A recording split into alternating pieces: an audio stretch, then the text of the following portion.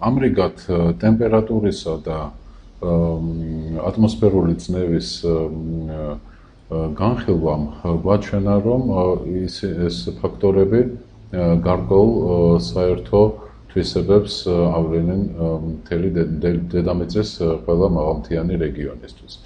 ამჯერად ვნახოთ, რა ხდება სინათლის თვალსაზრისით. როგორ იცვლება სინათლე და არის თუ არა მისი საერთო მახასიათებელი მაღალმთიანი რეგიონებისთვის.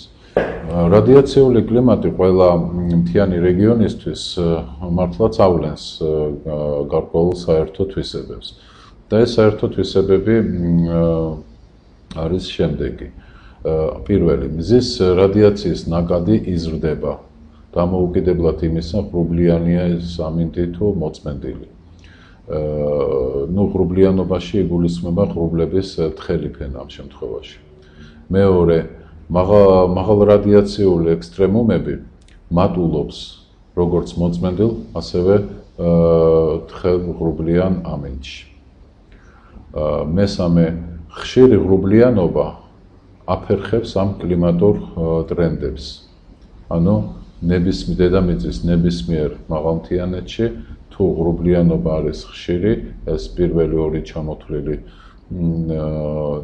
თვისება ფერხდება. მეოთხე ეს გახავთ ის, რომ სიმაღლის მატებასთან ერთად იზრდება ღრუბლიანობა ნებისმიერ შემთხვევაში. მეხუთე, ნებისმიერი რადიაციისას არ აქვს მნიშვნელობა ის მაღალი იქნება თუ დაბალი, მატულობს მასში ულტრაიისფერი გამოსხივების წილი. და განსაკუთრებით მატულობს ულტრაიისფერი B გამოსხივების წილი, რომელიც მუტაგენურია, ანუ გამოსხივების სპექტრი იწვევს გარკვეულ მუტაციებს მცენარეებში.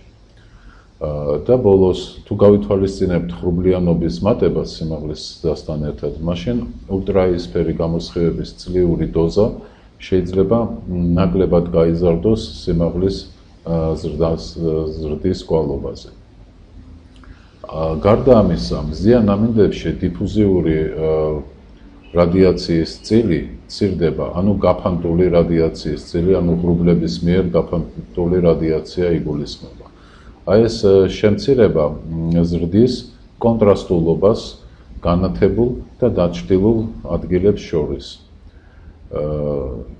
კიდევ ერთი საინტერესო თვისება არის, რომ დიდ სიმაღლეებზე ღრუბლების თხელი ფენა ზრდის დიფუზიურ რადიაციას, ანუ იზრდება დიფუზიური რადიაცია და კონტრასტულობა მცირდება განათებულ და დაჩრდილულ უბნებს შორის. და ბოლოს უღრუბლოცა, ან მცირე ღრუბლიანობა, ოღონდ ღამით, ღამეზე აქვს საუბარი, ზრდის რადიაციული სითბოს დანაკარგებს, ანუ იმ სითბოს, რაც მზით განათებულ პერიოდში მიიღო მცენარემ.